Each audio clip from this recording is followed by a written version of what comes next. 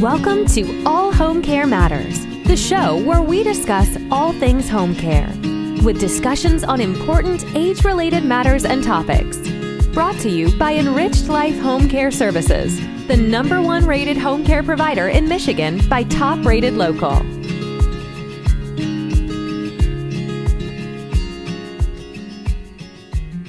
Hello and welcome back to All Home Care Matters. If this is your first time visiting us here at the show, we want to say thank you for taking time out to be with us today.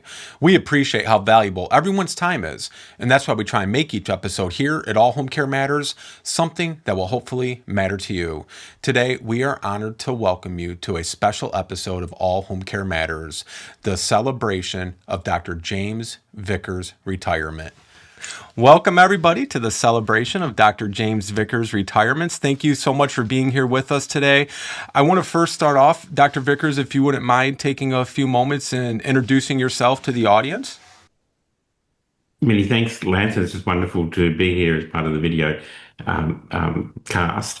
Yes, I'm James Vickers. Up until quite recently, I was the director of the Wicking Dementia Research and Education Centre at the University of Tasmania. Briefly, my background is actually as a neuroscientist. There's a bit of psychology thrown in there. But about 17, 18 years or so ago, we started the Wicking Dementia Centre in collaboration with my great colleague, Professor Andrew Robinson. And from there, we've developed a number of different programs really focused around particular areas of education and research related to dementia. Wonderful. How many years were you overseeing at the Wicking Institute? This is a bit of a cognitive test, isn't it? It's well, we've always been a bit slippery when the Wicking Centre actually started, but we think it was about 17 years ago. Okay, wonderful. And welcome, Bettina. Bettina played a very pivotal role in this, Dr. Vickers, in putting this all together and helping us to organize it and structure it. Bettina, would you like to introduce yourself?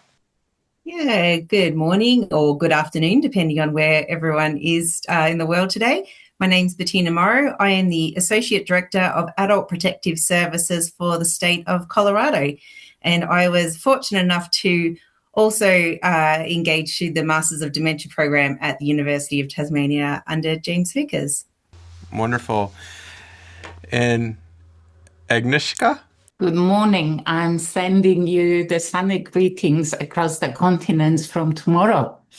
My name is Agnieszka Chudecka and I work in Australia, and I'm doing my PhD at Flinders University in Adelaide at the moment. And I completed the whole pathway from MOOCs through Bachelor of Dementia to Masters of Dementia.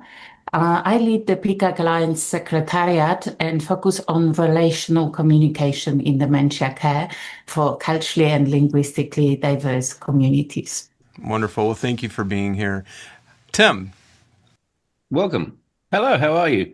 I'm Tim England, here in Sydney, Australia. I'm known as a dementia champion. I've been involved in the dementia space for coming up to almost 2 decades now. Sim to Agnieszka, I have gone through the whole pathway of beginning with the MOOCs in 2013, then a Bachelor of Dementia Care, and then Agnieszka and I were the first ones to have the honour of graduating with a Master's of Dementia through the University of Tasmania back in 2021. And now I focus, most of my time is in the younger onset dementia space here in Australia, and in an area known as the NDIS, which the Australians know what that is. And I do a lot of heavy work with people in their 30s, 40s and 50s who are diagnosed with any form of young onset dementia and helping them navigate and get supports they need.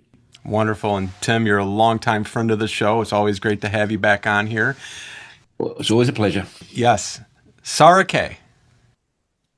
Hi, everybody. My name is Sarah K. Page, and I currently work at a TAFE or Vocational Training Institute, teaching the next generation of care workers for both ageing and disability to actually get not only dementia education, but neurodiverse, cognitive, and that sort of stuff training so that the care workers to do this work are actually highly trained.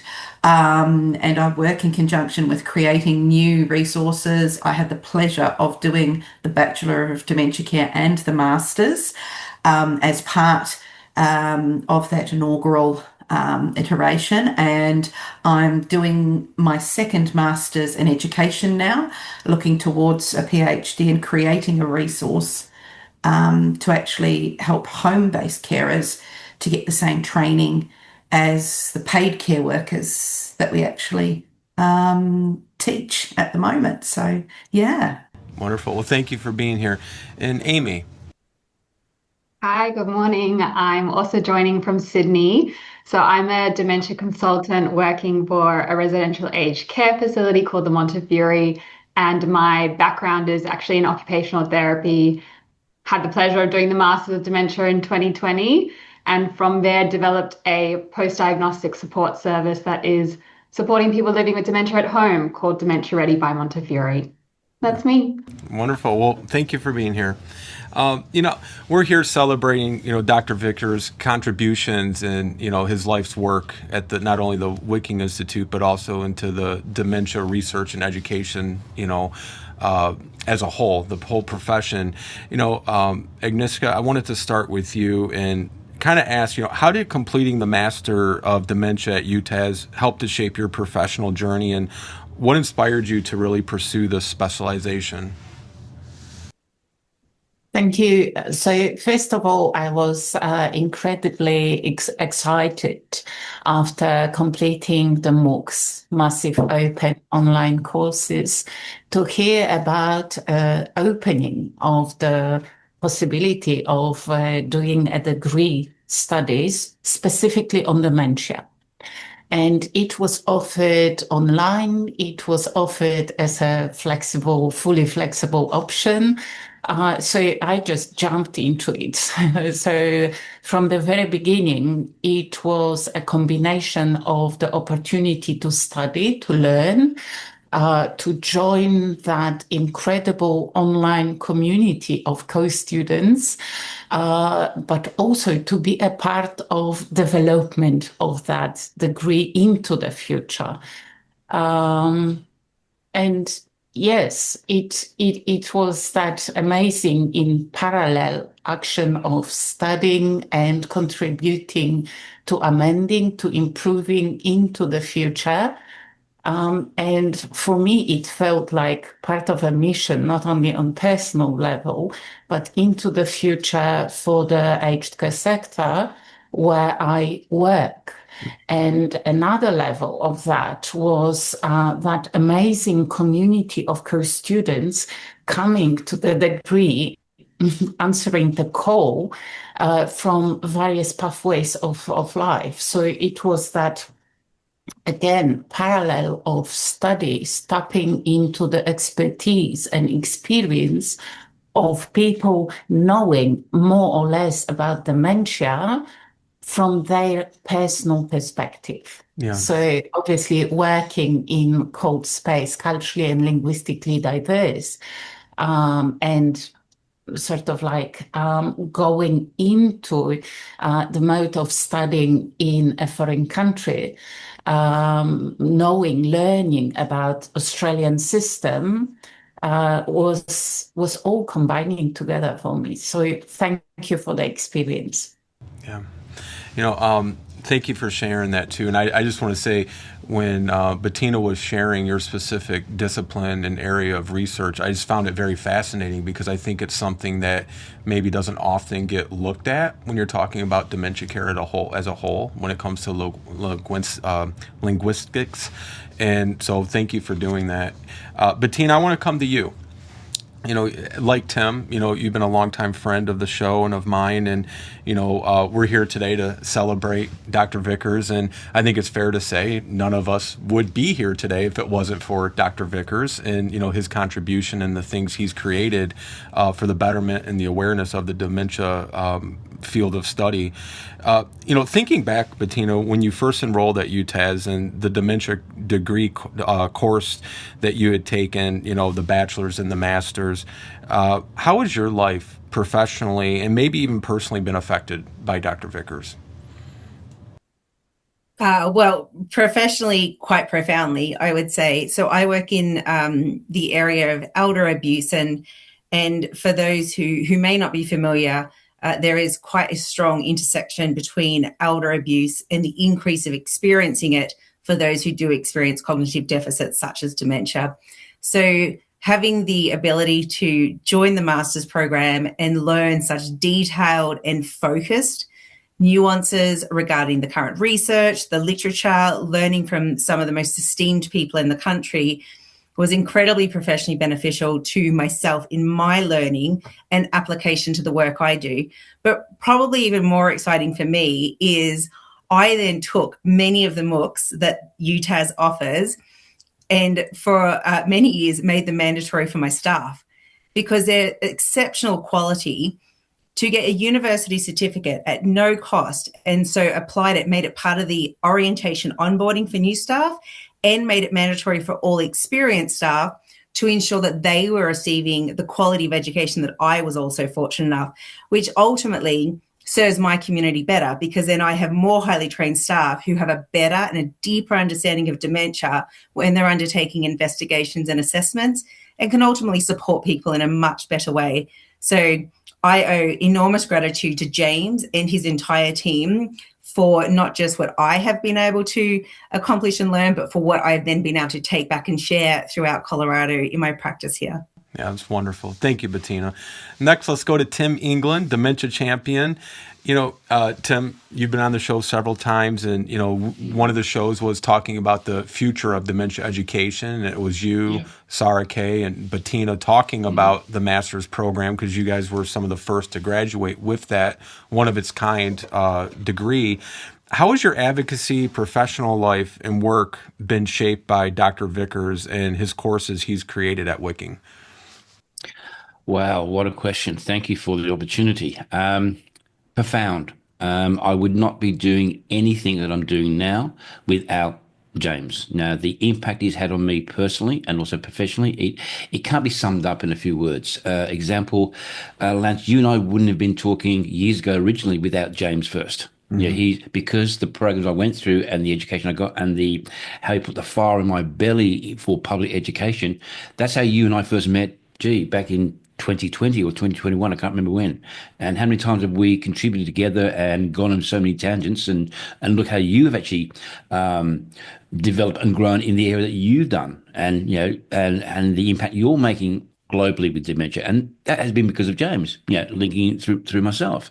My big passion is education. Each of us have done the MOOC or the Bachelor of Dementia Care or the Masters, and we've all gone in our own little direction. And mine has always been public education awareness. And that came about from back in, just after I did the MOOC back in 2013, where I discovered in my local area, there was no public education awareness being done whatsoever. So that started my direction. And one thing led to another. I started running free educational workshops for the general public to raise dementia awareness. That moved into doing public speaking, doing podcasting, so on and so forth, and being on your show. So James has not just impacted me, but hundreds, if not thousands of people that I interact with over the last few years to improve their quality of life as they live with dementia in the community and if they ever do move into another kind of institutional care or whatever. And that's been profound because I can now be that advocate for this individual with the cognition. And like, for example, I've got a client right now who's just recently went to hospital. The family couldn't be there, but I went there and I could advocate on their behalf because they can't advocate for themselves. And through these programs, I have the knowledge and the skill set to talk both the clinical talk with the doctors, but also the human speak with people. And that's all from what James and his team has done. So I'm forever in his debt. Yeah, absolutely. Well said, Tim. How about for you, Sarah Kay? You've done a lot of coursework at Wicking and things. How has the dementia education you received really shaped your teaching of others in the field? Look, like Tim, it's profound. Whilst the MOOCs are 100% readily available and a fantastic opportunity for people who don't have 3 years to do a degree as a starting point to learn about dementia and cognitive deficits, I consider myself a conduit for that deeper education and training that I got from the degree and the masters. everybody needs something different when they're supporting someone, when they're living with a cognitive deficit, when they're trying to work within the industry. And with the deep knowledge I have received, being able to send that on through to those who need, for example, many of my students, the neuro background and the neurobiology interest I have as a scientist, the information I received was second to none. So being able to explain the brain chemistry to the people who are going to be care workers absolutely gives them so much understanding that when you have things like this going on in your brain, that changes who a person is and what they do. And it's one of the big misconceptions. So having that deep understanding to pass that knowledge on to my students, to the public, to the other trainers. I pass this information on to nursing teachers because they don't get this information. So that means the nurses being trained are getting deeper understanding. And I'm working as the conduit to actually aid and bring up the training of the people working within the industry to reduce the abuse, to reduce the neglect. And without that base knowledge and depth of that, I wouldn't be able to have wait lists for my students, to have facilities calling me, telling me, I want your students above everybody else's, because of the level and quality of the education I personally can provide these students. And that makes it priceless. Yeah. I can't put value on that. Absolutely. Because it's just not possible to have that experience without the training I received. So it has been priceless. Yeah. Oh, thank you for the work you're doing, Sarah. And, I want to go to Amy real briefly, then we're going to go to Henry. Amy, you're listening to the others, share kind of how Dr. Vickers has touched them and how they've transferred that experience into now passing it on, like with Sarah Kay, to her students and things. How did your early experiences in dementia care really shape the direction your career has taken since? I feel like I'm going to echo the sentiments of everyone who has just spoken, but certainly for me, there were a few key experiences working with residents, living within residential aged care, that ultimately led me down the path of pursuing this master's. And I'm just going to very briefly summarize. One was a gentleman who was quite physically aggressive during personal care. Another was an experience with someone who had some sexual unmet needs. And the third was a more general experience of staff who were using elder speak, which is a style of communication that is well-intentioned, but often quite manipulative and coercive. And that theme that was emerging for me, or this belief that I was forming, was this idea that surely there was a different way of doing things, and that there's something here that I feel like we could be doing better. And I had this drive to enhance my skills and knowledge so that I could offer something that was different and better. And so I went down the path of this master's. And as everybody is saying, I feel really proud to be able to come back into my workplace every day and offer that thing that is different and better. So I am also very grateful to have this master's. Oh, thank you, Amy. And, Dr. Vickers, in case you haven't noticed, we had some more guests that wanted to join in celebrating your retirement today. First, I want to go to Henry because he does have a scheduling obligation. Henry, thank you so much for joining us today in the celebration of Dr. Vickers.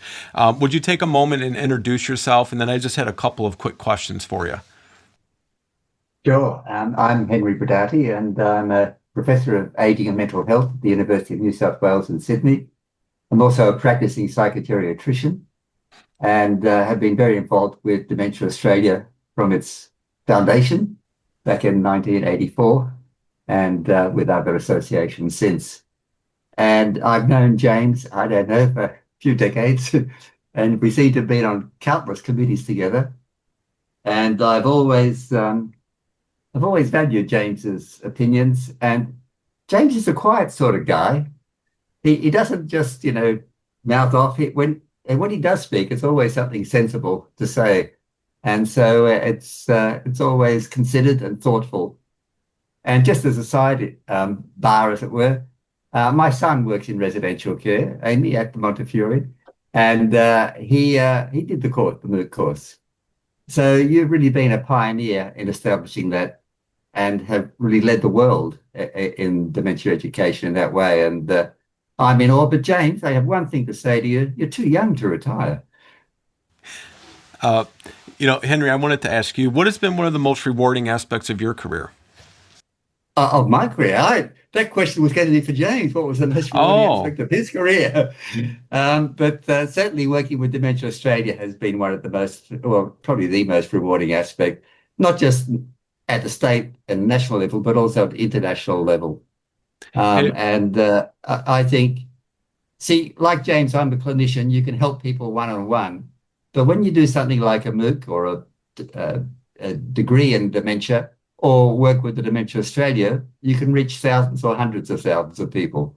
So that has certainly been the most rewarding. Yeah. Yeah. No, that's fantastic.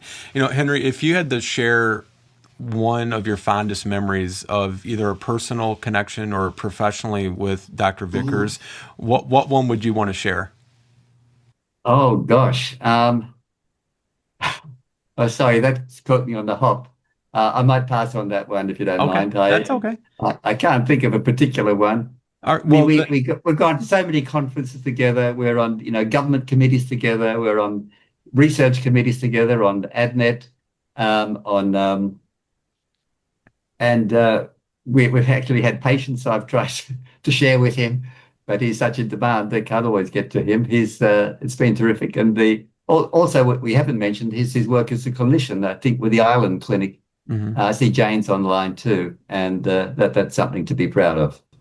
Absolutely. Well, I know you can't stay with us for the whole show, but the last question I would want to ask you is, when you think of Dr. Vickers, what is a word that would summarize your thoughts of him? Well, it's a few words. It's innovative, leadership, and thoughtfulness. That's wonderful. Henry, thank you so much for taking time out to join us and be here for the celebration. Thanks. Congratulations. And I'm sorry I can't stay for the whole event. Thank you. Bye-bye. Bye-bye. Let's see. Is Dr. Martins here? Is Ralph here? I don't see him.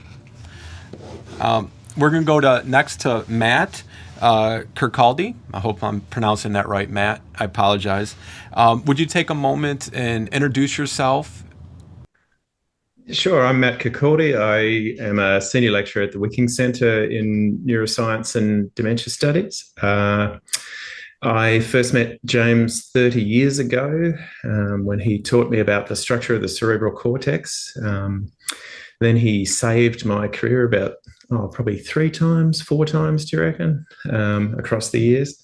And yeah, I guess I'm just fascinated by how the brain works and the structure of it, and I'm angry about dementia wrecking the lovely structure of the brain. And I think from James I've learned, how to put that in the real world and to try to make an impact for people who live with these diseases. And yeah, it's been a real eye-opener, and it's made my career, I think. That's wonderful, Matt. I wanted to just talk to you, more personally too. What has he meant to you personally? We're hearing from, all of these, guests, and they're sharing the impact that he's had, on all of us. But that impact doesn't just stop with us. It's a ripple effect, because that impact and that experience and that really kind of that map he's laid and that foundation he's set forth, we're now carrying it on to others, which is an extension of, his vision and, his dedication to this profession. What has that meant to you personally? It's been interesting because I ended up I was drawn to work with James because I was fascinated by the same neuroscience topics that he was, the fine structure of the brain, how it works, how we, generate a mind from all of these finicky little cells that look so beautiful under the microscope. And I think his favorite cliche catchphrase was the brain studying the brain. And I think, at first it was an intellectual curiosity. And then, as his PhD student, I learned a lot about, how to do science well and how to, sort of couch your science in terms of its real world impact. And then I spent a few years at other institutions doing research and teaching. But James was always, in the background. He kept saying, we've got a bit of a vacancy here if you want to apply or if you want to come down. Just always, somebody looking out for me in the background. And then when I came back to University of Tasmania, I was in the medical school for a while, but I knew that I wanted to work with James because we had so much in common in the science field. What I didn't anticipate, but what really changed me was his vision for translating this sort of bench neuroscience and this, sort of urgency of trying to grapple with the pathology of dementia, primarily Alzheimer's, I guess, in his line of work. But coupling that to a social mission and to a desire to, deal with these diseases as, the sort of holistic picture that we ended up designing into the courses as well. This idea that, the individual impact of these diseases, the societal impact of these diseases, the impact on people who live with dementia, who care for people who live with dementia. It's just a sort of an ever expanding web. And it took my focus away from sort of down at the cellular level to realize that, there was a huge community of people who have a major impact in the real world around dementia. And what I learned from James and the vision of the Wicking Centre is that it's possible to be part of that, even if you're not a primary carer yourself. You can be an educator, you can connect with people, you can give people support in the things that they're trying to achieve. And that's something really profound that I've learned from James. That's incredible. Well, thank you so much for sharing that, Matt. We just shared a fun photo of you and Dr. Vickers in DC last year. It looked like a great trip. Oh no, that was 2014. 2014. I haven't aged. Okay. I haven't aged a decade in 1 year. Well, thank you for sharing that photo anyhow. Next, I'd like to go to Jane Alty. Jane? Yeah, hi. Pleased to meet everybody. I'm Jane. I'm a professor of neurology at the Wicking Dementia Centre at the university, and I'm also a practicing neurologist at the local hospital. Well, Jane, I appreciate you being here, and I just found this to be such a true testament to, just the positive impact that Dr. Vickers has had on the field. But I want to ask you if it's true that you moved halfway around the world from the UK to work with James. Yes, this is indeed true. Probably moved the furthest out of everyone on the call today, perhaps. And no regrets. I think James is a really outstanding leader. I think he's probably the kindest, calmest, most gentle leader I've ever worked with. And that really attracted me. I think James has put a lot of faith in me. So personally, I found that a great testament actually to him, and probably believed in me a bit more than I believed in myself at times. But that's been wonderful. But also I think that kindness and that humility really trickles down through the whole department. And I think we have a really collegial, generous department, actually, that really brings everybody on. And that's wonderful to see. And I know that doesn't happen in every department. So I think that's a great testament to James, that he's led from the top very calmly, very gently, very kindly. And that's really trickled down into all of our teams. That's incredible. Thank you for sharing that, James. I want to ask you, aside from the professional side, what is it that you think of when you think of Dr. Vickers? I think, as I mentioned, I think it's quite unusual actually to have somebody who's so successful on a global level as well as a local level. You know, Tasmanians all know James. I think you're really famous when you only have to say someone's first name. So we don't even say James Vickers, we just say James. Everyone knows who we're talking about. But I think, you know, James is very well known, very well recognised and respected on a global level, as well as a national and a local level. And yet somehow remains very humble, very sincere, very authentic. Mm-hmm. And I think that's a really special combination. And again, I think sets the tone for those of us who are pursuing academic careers relatively newly, as well as the next generation. That's, you know, we want this to be sustainable, don't we? And thinking about the new researchers and educators and carers coming up behind us. So well done, James. You're going to be missed, but I don't think you are going to be missed, because I think you're going to also be around a lot, and that's wonderful. Thank you, Jane. Next, let's go to Kate Lawler. Kate, welcome. Hi, lovely to be here. Thanks for having me. Yeah, I'm a physiotherapist. I work at La Trobe University in Melbourne, but James's team gave me my first opportunity in academia about just over 7 years ago at the Wicking Centre, at a time when a bunch of people said to me, a physiotherapist, why would a physiotherapist have anything to do with dementia? Isn't dementia just about memory? And I think James has done an amazing job, you know, looking bigger than the obvious, and bringing together people from all sorts of different disciplines, professions, backgrounds, even broadly on the bench science and the clinical science and the education and the social science, into something cohesive that's making a difference. That's fantastic.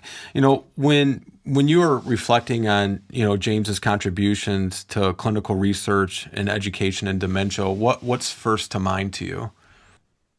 I think it's just it's been probably reflected in many people's comments, but I think James's big picture thinking, and he has actually built quite an empire, right? But it's like he's not been someone who's trying to build an empire in his motivation.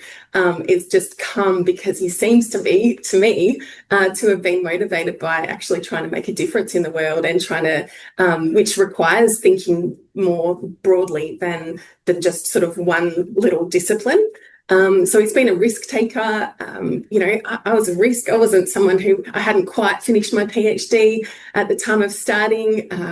I had not been in academia a long time when he let me lead, you know, some of the curriculum work in the Master of Dementia. But he recognises people, and by valuing people and their disciplines, their contributions, I think that has actually been a foundation for some wonderful impact across education and research. Yeah, absolutely. Absolutely, Kate. Thank you for being here and for sharing those comments and, you know, some of your memories too. Next, I'd like to go to Tanya Buchanan. Welcome, Tanya. How are you? Hi, James. I'm Tanya. I'm the CEO at Dementia Australia, and unlike many of you, I haven't known James for as long as you all, just under 2 years. And so, James, congratulations on, you know, the impact that you've clearly had. And perhaps to preempt the first question, I would say, James, the first thing that struck me when I first met you was your warmth, your generosity of spirit, and your calmness. And it was a real blessing to be able to work with you, so thank you. As a new CEO coming in, having you there, just knowing you were there and someone we could ask a question of was really valuable. You know, Tanya, I wanted to, ask you this question, you know, given your relationship with James, how would you describe his contributions, and especially to the work of, the World of Dementia Australia? Well, I think, you know, Dementia Australia and the work of James is, you know, they're deeply entwined. Apart from James being, a long-standing member of our Dementia Australia Research Foundation, and Graham as the chair of that foundation is here, and I'm sure we'll talk to that more. James James took chances and was willing to challenge sort of received orthodoxy in so many places, and a number of people have spoken about that. And so as director of the Wicking Centre, the Island Clinic is the first place that Dementia Australia has a staff member embedded in models of care. And it's been so successful that it's actually formed our government lobbying for national navigators across the country. And that's in large part because, James was prepared to do something that was a bit different. And I think, you can't underestimate someone who's willing just to say, well, what happens, and I think the word that strikes me about James and his engagement with us is it's curiosity, focused on getting the best outcome for people who are impacted by dementia. And so, in that regard, he's completely, part of the DNA, I think, of how we work and how we would like to work. That's incredible. Thank you for sharing that, Tanya. Next, I want to go to Dr. Kathleen Daughtry. Welcome. How are you? Hi, thanks very much. I'm really glad to be here. It's lovely to see so many former students here. I think it's great to see the impact that the education that James heralded across the universe, really, the impact that that's made, and we can see it right in the room at the moment. So I'm a senior lecturer here at Wicking. I'm a member of the executive team and have been for a number of years. I've worked closely with James. And I've known him for 30 years as well, as many of us have. And I think that in itself, that people he's known for 30 years are still working with him, is such testament to the kind of person that he is. Yeah, absolutely. When you're looking back at your time working with Dr. Vickers, what did he teach you about leadership? I think we've heard it from a number of people that he has a particular approach to leadership, and in view of the kind of work that I'm doing now, a lot of teaching programs for people working in aged care, I like to think of it as person-centered leadership. Mm-hmm. And it means basically he looks at the needs, the aspirations, the preferences, and the hopes of the people that he works with, and he guides and mentors them towards that, but at the same time ensuring that we're actually all focused on achieving our group objective. And, we've got some pretty lofty ambitions at Wicking and have had them for quite some time, to really change the lives of people living with dementia. And I think everything we've done across a whole variety of areas, from wet labs through to, working directly with aged care workers, has had an impact. But I think more importantly, what he's taught us about leadership is that you can bring people together from very diverse spaces, have them speak a common language, and have them work together to produce something better in the end. And I think that's really what Wicking has done. And I think it's absolutely unique in having achieved that. Yeah, absolutely. Thank you for sharing that. Next I wanted to go to Joanna Sun. Welcome, Joanna. How are you? Hi, good, thanks. So I'm a lecturer at the Wicking Dementia Centre, and I've been working here since 2014, 12 years. I've been very lucky to be a part of, this wonderful team. A lot of my experience with Wicking, everybody's kind of echoed a lot of my thoughts as well. But yeah, I have had a really, really positive experience here. And I wanted to share a little bit about more of the global side of things, because I do a lot of work outside of Australia. And whenever I talk to people outside of Australia and I talk about the Wicking Centre, like Jane, you mentioned, everybody knows James. You say James and you say Wicking, a light bulb goes off. And also a lot of people are very grateful, not just for the education, like we always talk about how there's 229 countries, it's done the MOOC, but so much more than that, because there's a story behind every person that's done the MOOC, the changes, the appreciation, the things the knowledge they can kind of take in and also implement and work with people they love, work with people they care for, so that ripple effect, like you said before, that's huge, globally as well. And I think the other thing that a lot of people are really, I guess, almost amazed about is the multidisciplinary model that our center has. And that's not an easy thing to put together. How many countries actually have a multidisciplinary model like the one we have? I can walk across, I can go to Matt and say, hey, Matt, and he's a neuroscientist. I'm an environmental gerontologist. I've got Pauline over here, and she's a health geographer. Like, wow, and Jane, and Kathleen. So it's not easy to get to put together this model where we come from so many different backgrounds and all get along and love working together. Mm-hmm. So thank you, James. Yes. Joanna, real briefly, what do you see as James's most enduring influence on the global dementia community? Is it that multidisciplinary, team, or do you see something else? I think there's way too many.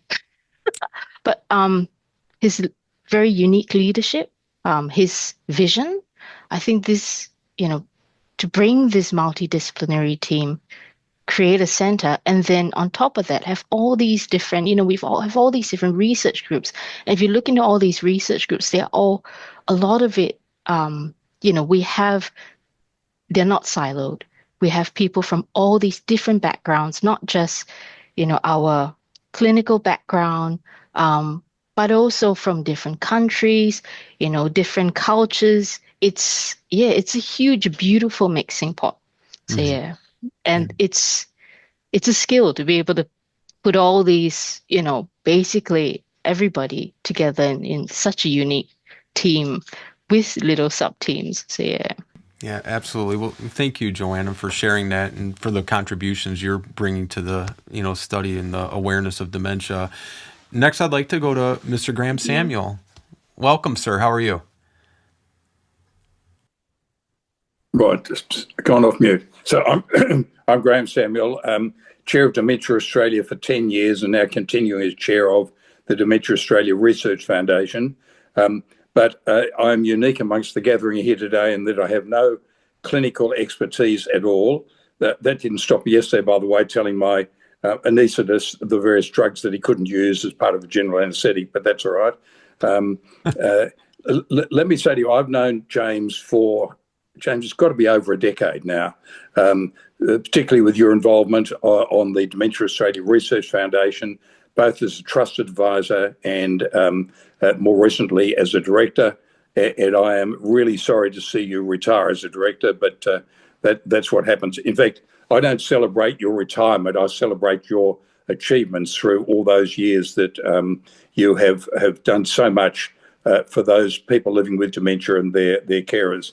Now, a number of expressions have been used, and I'm just going to read them out because I've been writing them down. Kindness, calmness, gentle, intelligent. Yes, I've got all those, but I want to add to that two most important ones as far as I'm concerned, and that is absolute integrity and humility. And humility is very interesting because, and I say this with great respect to researchers around the table, although those that don't practice humility are not sitting around the table today. So I can say this with great safety. But researchers are not known for being totally objective and totally humble. Yet James sets that example, and that's been reflected not only in himself, but those who have worked with him, particularly with the Island Centre of the Island project, which I greatly admire, and the Wicking Institute.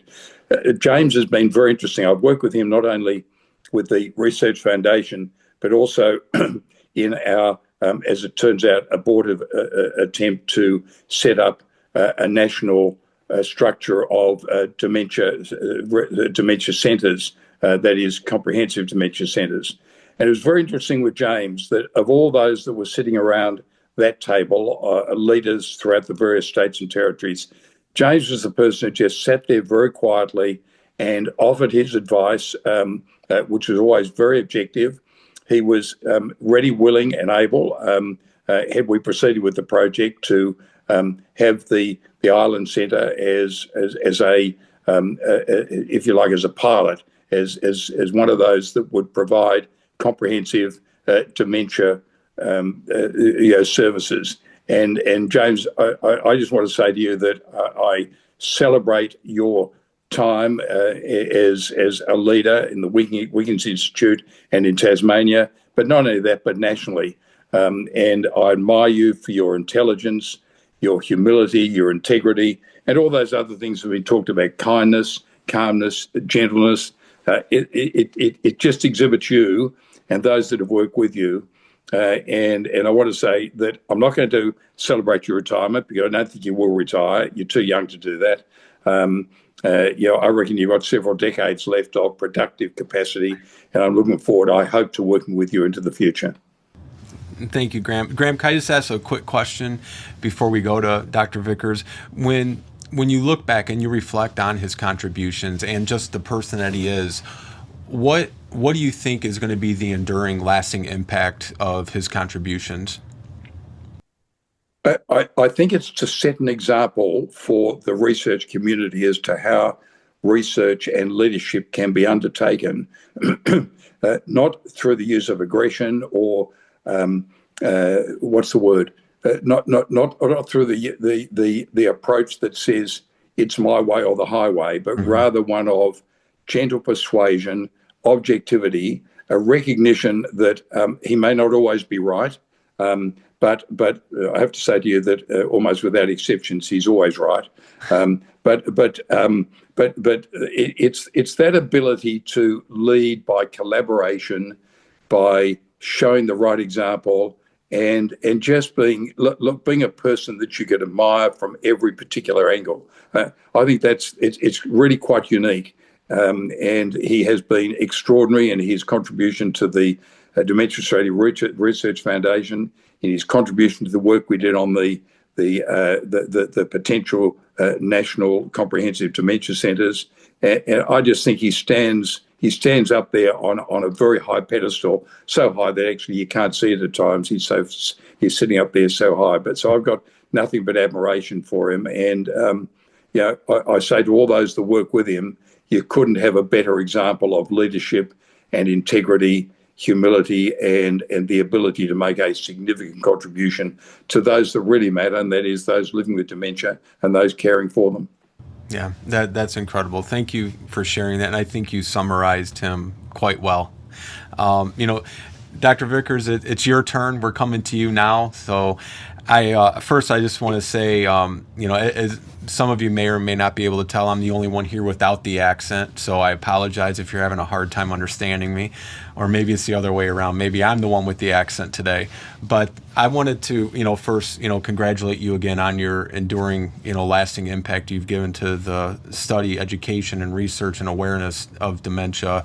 But, we've talked several times. You've been on the show, and one thing for myself, just listening to students, former students, and colleagues, and I think Graham summarized it so well. It is very unique to get so many people to collaborate and work together, and like Joanna said, the multidisciplinary team that you had took that approach with. Here in the States, we often complain that everybody stays in their own silo and they don't want to venture out and cross that yard and work with that other discipline. Everybody's very territorial, which I think is only to the hindrance of these families and these loved ones affected and touched by dementia. So thank you for leading by example with that. But now hearing all of these wonderful people and the stories and comments and memories that they've shared, is there anything you'd like to say? I think we can wrap it up there. No, I think I'm just really moved and humbled and delighted by everybody coming together today. It was a real surprise. I knew that our wonderful group of postgraduate students would be here, and I was very much looking forward to that, but also just lovely that other academic and professional colleagues could come along as well, and thank you for your kind words. But I would like to, there's a misunderstanding. So while I have worked, I guess, in the university for quite a long time, and unless I've been working 7 days a week and around the clock, many of the things that people have described as that I have done, I didn't do them. It was in working with such fabulous colleagues within the university, within the Wicking Centre, and also so many people from outside the Wicking Centre too also contributed to all of these educational programs that we have developed over the years. I'm though particularly grateful to everybody in the Wicking Centre. As been mentioned, people come to the centre with a commitment to work together, and that's been such a wonderful environment to have worked within. But then there's the other half as well too. So there was always this limit on what we could do from Tasmania, because we're a long way away from anywhere really. So we could have probably have focused just on Tasmania and probably done a reasonable job of raising awareness of dementia and developing clinics, etc. But we thought it was really important to try and do something on a wider scale. And what I think we've seen over the years is that we have developed these educational programs, but they've also, through those, we've met all of these wonderful people, whether they've done a MOOC or an undergraduate degree, or in particular our master's degree, who have been highly motivated to do something about dementia. So in many ways, I see our educational work as a collaboration. So yes, we're there to help with understanding and developing academic skills and skills in critical analysis, etc. But it's going to be all of those people who have done our various programs who are out there making a real difference. And I would say in particular those students who have been with us through from the MOOC to the Masters, as we now describe it, but those people who have done the Masters, who are out there as leaders in their field, doing such fantastic work, and we're really grateful for that.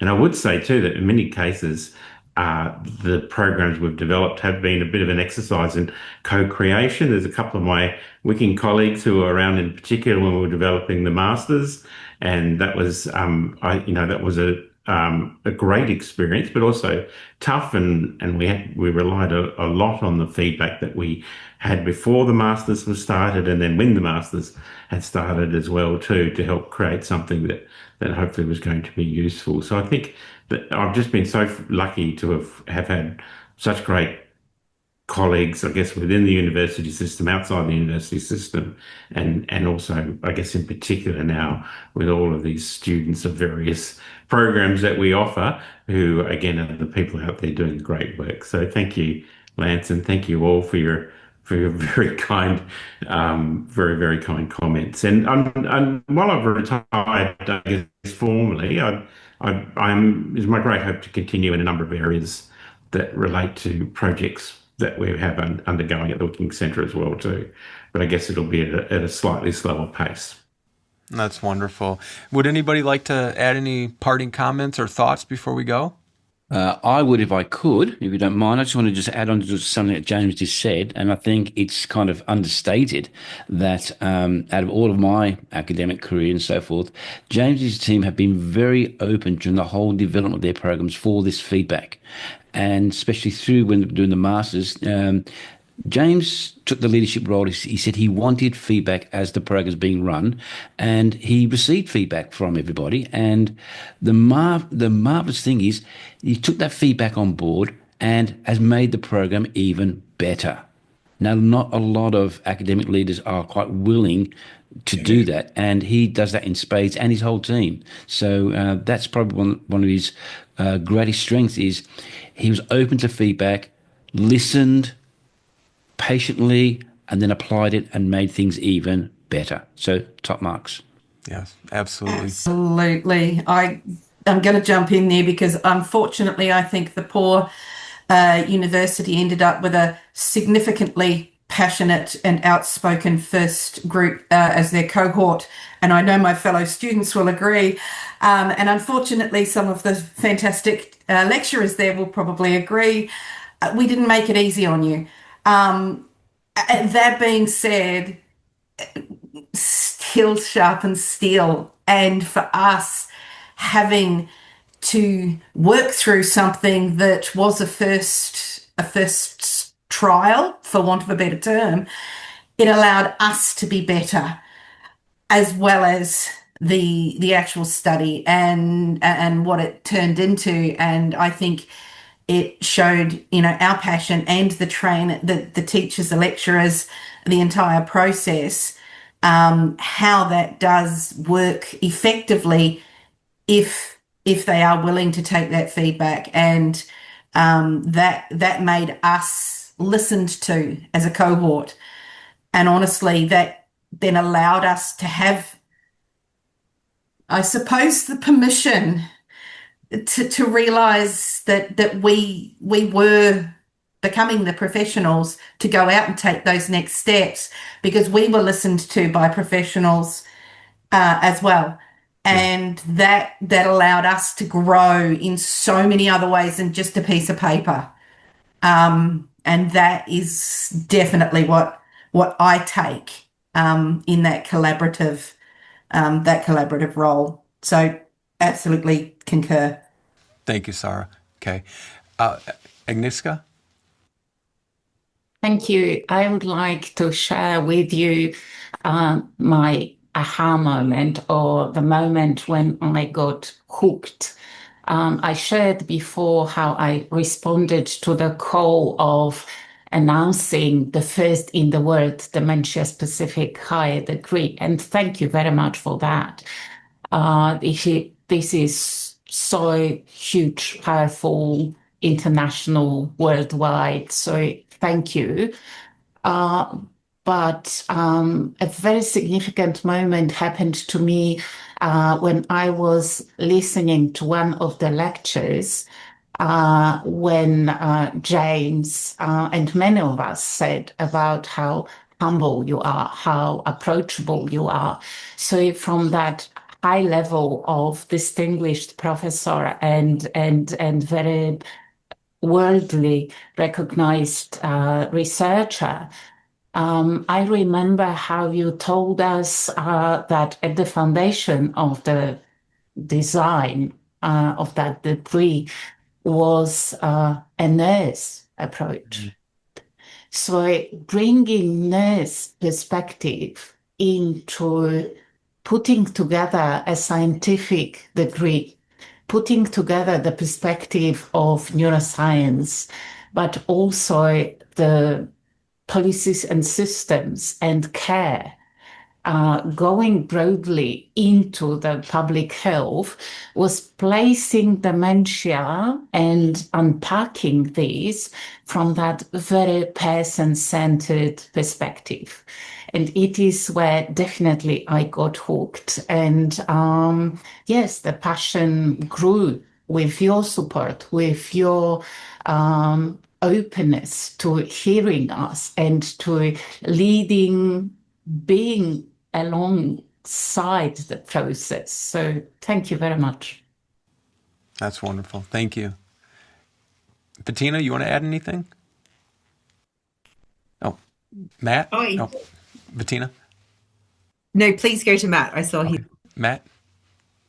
Sorry, I'm difficult to shut up, but I just wanted to add to the thread that was there through Agnieszka and Sarah and Kate and Joe, which is something I didn't hear explicitly mentioned was James's belief in potential and the ability to foster potential where perhaps others didn't see it. Universities talked a lot about, sort of non-traditional cohorts and all of this kind of, administrative speak, but it was essentially about opening the door and saying your contributions are welcome. You might not have seen yourself as an academic. You might not have seen yourself as a leader. You might not have seen yourself as a researcher. You might not have seen yourself as having the potential to make a big impact. But James just, opens the door and says, well, why not? Let's try it.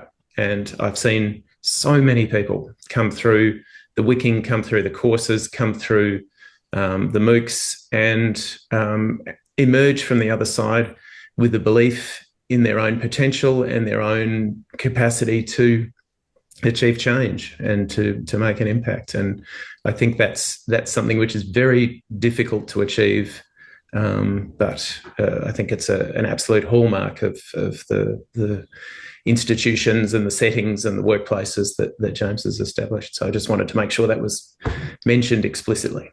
Yeah, wonderful, Matt. Thank you. Bettina? The only lasting comments I would have is just to reiterate that, James, you have done such a remarkable job in which everyone has spoken about in such great detail of your leadership and what you have created and built at the Wicking Centre. And we've all been able to see that today with your colleagues that are there. And I would just take this moment to say for anybody that is listening to this, that is interested, don't wait. Go register, sign up to engage in these courses at the University of Tasmania. Incredible support by all of the teachers who go out of their way to make sure that you are receiving the quality education and the detailed individual attention that you may need to help support your learning throughout. So I just want to back that. And I think that, James, that continues to be, and your entire team, a real compliment to everything that you have done and all of your team over the years. And it's very exciting to see many of our old teachers here today. Thank you, Bettina. If anyone else has anything they would want to add. Okay. I do just want to give a small, if you don't mind, because just what Matt was saying about people that are coming through and feeling empowered and involved. And James, I do really want to tell you that when I finished the Masters, it was only because I felt so empowered that I went down the path of developing this service for people living at home with dementia, and that it was that I saw that gap and I wanted to go for it, but it was because I had this foundation and Masters that I felt like I could. So I do agree with you, Matt. Absolutely creates these opportunities for leadership. And I do feel like I am a practical example of how this Masters has been applied in a very small community setting, but important still. Thank you. Thank you, Amy. Dr. Vickers, I'll close this out here and just, again, echo everything that's been said today by these, guests and former students and colleagues, and just say thank you for, your contribution. It's not just a contribution to, the island of, Tasmania or just to Australia, but, this is something rippled across all the continents. And, here in the United States, we've had you on and, talked about the MOOC courses, and for, our friends here in the United States to be able to register for it, and just all these contributions. You have Bettina, a former student, now, using this as an employee orientation and training here in the United States. So it is small but mighty, is what we'll say about UTAS, right? The contribution will be felt and endured for a very long time. And I just want to thank you also for your friendship, because we came to know each other through Bettina and Tim and, Sarah Kay. And I just wish you the best. And anytime, as you know, we can help support the work you're doing or anyone's doing at UTAS, we're just an email away. And I hope you enjoyed this today. If you're not enjoying it, though, I am going to blame Bettina, because she's spent the last month and a half coordinating this with all the extra guests and things. But if you're enjoying it, I was a little bit a part of, encouraging her along the way. So it depends on where you're falling on that fence. But in all sincerity, thank you for your contributions and being really the person you are, because I don't think a lot of that gets done without the leadership you're able to exemplify and the demeanor which you do it in.